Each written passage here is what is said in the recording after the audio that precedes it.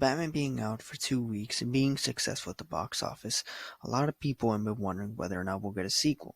Well, the simple answer is yes. I mean, come on, this is Warner Brothers. Why wouldn't they make a sequel? But that also begs another question. Who's going to be the main villain? Well, the good thing to know is that there's lots of hints and clues throughout the movie, and not only that, but in interviews suggesting what possible villains we could see in the future.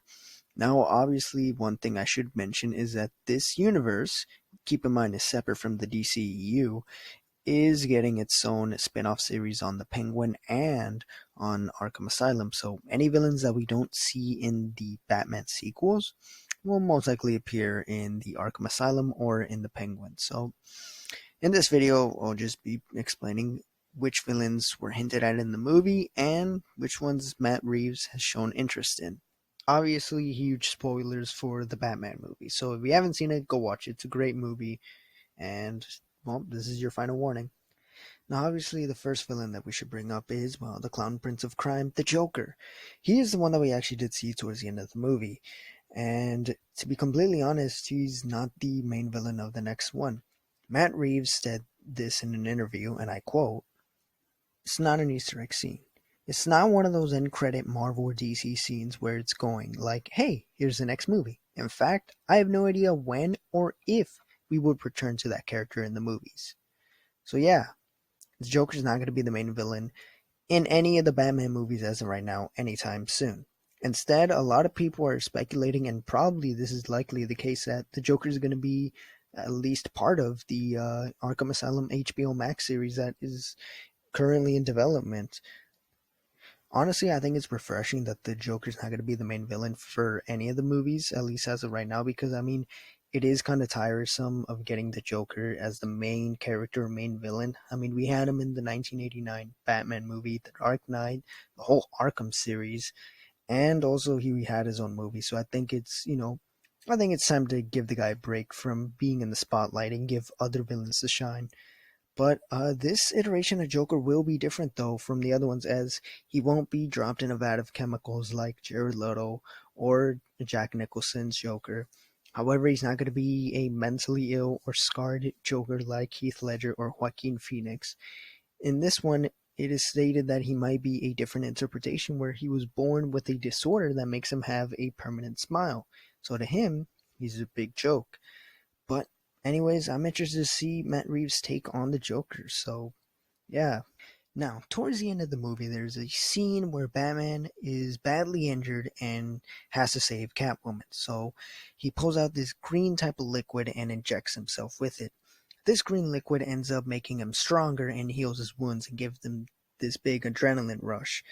Now, a lot of people have seen how the liquid looks like and the way it acts and have speculated that it is Venom, or at least some type of prototype of it. And a lot of people are speculating that Bane might be involved. So it is a possibility that Bane could be the next villain or has encountered Batman before. Not to mention also there is a drug trade going on at the movies, and it's never really explained what the drug does or what it is. So it could be some type of prototype form of Venom, or at least parts of it containing Venom. So who knows? Bane is definitely a possibility down the line. Now, throughout the movie, the Riddler kills a lot of corrupt politicians. He kills the DA, the mayor, the commissioner, and for the most part, there was a lot of people towards the end of the movie that took up that position. Of course, towards the end, we got a new mayor. Towards the end, it is being hinted at that James Gordon will become Commissioner Gordon. However, they never revealed who the DA is going to be, which leaves the door open to introduce Harvey Dent. Now, whether or not he's going to be introduced in the next Batman movie, or if he's going to be introduced in the Penguin spin-off series that we're going to be getting, and which might end up leading to Two-Face. So, yeah, Two-Face might be seen later down the road. So, yeah, keep that in mind. Now, there is one thing I should bring up, is that the Penguin is going to be getting his own spin-off series on HBO Max, similar to how Peacemaker got his own little series after the Suicide Squad. Now, obviously, with that being said, this series will mainly be about Penguin's rise to power and him sort of filling in the void of the power vacuum that was created.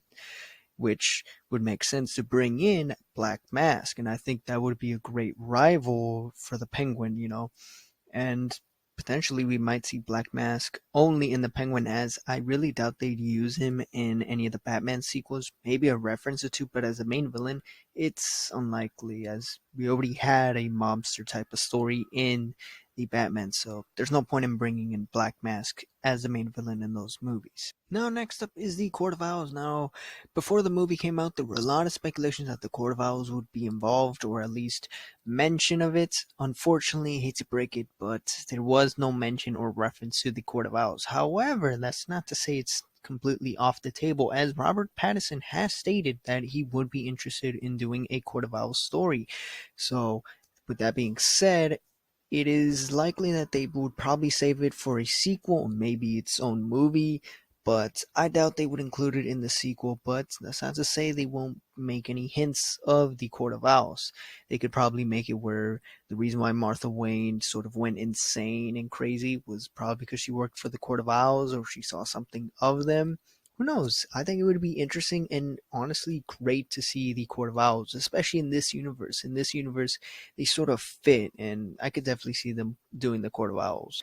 Now, these last two characters are honestly what I believe to be the top two most likely to be in the sequel. Number one could be because they were name dropped or heavily hinted at in the Batman. Other could be because he was mentioned in an interview that Matt Reeves is interested in doing. So, yeah, here are basically the top two.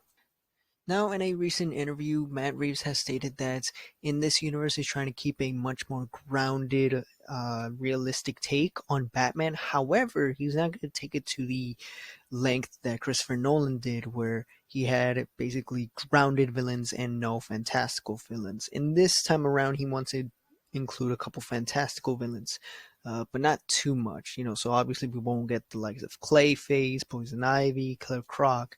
However, one character that Matt Reeves has stated saying that he is interested in doing is none other than Mr. Freeze. Now, Matt Reeves said this in an interview about doing Mr. Freeze. In my view, I just feel drawn to finding the grounded version of everything. So to me, it would be a challenge and an interesting way to find and figure out how that could happen. Even the idea of something like Mr. Freeze, that's such a great story, right? I think there's actually a grounded version of that story, which could be really powerful and could be really great. So I love the fantastical side of Batman, but this iteration, obviously, while being to me, I think is very comic faithful, but I don't think that this one is necessarily, it doesn't lean as hard into the fantastical, I guess. But I think to me what would be interesting to try and unwind the fantastical and see, well, how can we make sense here? So that's kind of my view, how I see it. Now, with that being said, Matt Reeves is interested in doing Mr. Freeze. He just said he's sort of having a hard time to find it, a realistic way for him to sort of exist. Which, I mean, I think he is going to find a way, and it's very likely that we'll see him. But I hope they include the freeze ray gun. I mean, if he doesn't include it, then that's not Mr. Freeze. Plus, also, in my opinion, I think Mr. Freeze should be redone again. I mean, I don't want the only iteration of Mr. Freeze that we've had on film or in the big screen be the one in Batman and Robin. I mean, God, that was awful. So if he managed to redeem the Riddler, Penguin, and Catwoman, I think he can definitely redeem Mr. Freeze. He is honestly one of the most deepest Batman villains out there, in my opinion. Midway through the movie, Batman and James Gordon are led through an orphanage, and in that orphanage is a little film exposing Bruce Wayne's father, Thomas Wayne, and basically it shows off that Thomas Wayne had sort of hired a hitman, and by that I mean Falcone, to take care of a reporter that was looking deep into his past. Two things worth pointing out in this whole sequence. Number one, Thomas Wayne is giving a speech towards the end of the film, and the screen goes black and white and the word hush goes over it. Number two, the reporter's last name is Elliot, which leads me to believe that the main villain for the next movie is going to be Hush. Now, I could see them doing Hush as sort of the result or ramification of Thomas Wayne's actions, not to mention also sort of tying back to Bruce, how Bruce grew up without parents and a father. However, he inherited their money, while uh, Thomas Elliot, who by the way is Hush's secret identity, grew up without a father and potentially a mother and grew up poor. And I could definitely see them doing in the sequel where it is revealed that Hush worked with Riddler, not to mention they also did work together in the comics, and also in the adaptation of the comic book. Hush actually was revealed to be the Riddler, so I could definitely see them doing something like that, and I strongly believe that Hush might be the next villain for the sequel. Now, of course, that's not to say I don't have a wish list of villains, and I'm just gonna name off my top three. Number three being Scarecrow, number two being Mad Hatter, and number one being Man-Bat. All these three, in my opinion, seem most likely, mainly Scarecrow and Mad Hatter, but Man-Bat is the one that I definitely want to see on film, and definitely in this whole universe. And I could definitely see them, sort of doing a story with Man-Bat and Mr. Freeze, and I think that would be great. Think about it. Two scientists are trying to cure the world of a disease, like Man-Bat for him, it could be like hearing or deafness, while Mr. Freeze could be, you know, curing the disease that his wife has, and both end up turning into monsters because of that. And I think it would show Batman that not every single bad guy is really evil because they want to be evil. They're doing it for a good cause or because they had good intentions. And I think that would be really interesting. But who knows? I'm not the director. I don't make any of this shit up. So just my opinion out there. Now, one thing I should mention is that there is another spin-off series being in the works called Arkham Asylum as of right now, where it's basically just going to focus on Arkham Asylum and its inmates, and potentially we might see some of the villains who I just mentioned, like maybe a Scarecrow who might become, into the Scarecrow, or Jervis Tech becoming into the Mad Hatter. There's honestly potential with this series. Now, as of whether it takes place after, before, or during the movie, I don't know, but I do know that the Joker will be involved in this series, so there's a lot of potential that that series might hold, and I'm honestly excited to see where that can go. I mean, a whole, series dedicated to one Batman's Rogues Gallery. I think that would be great. Who knows? We might see Egghead, or, someone that Nicolas Cage is apparently interested in playing. Or we might see, villains like Calendar Man, Deadshot, Victor Zsasz. Honestly, the list is endless that we could possibly see in this little spin-off series. And that's going to be it for today's video, guys. Let me know what you guys think of this video. And also let me know if I missed any villains or if I forgot to mention any. And let me know if you guys think these villains are plausible. In my opinion, I think these are the ones that are most likely to appear. As well, let me know if there are any villains you would like to see in this new Batman series. So with that being said, thank you guys for watching. Like, comment, subscribe. Let me know what you think of the video. Don't forget to share the video, along with check out my other videos and my social media. And with that being said, I am out.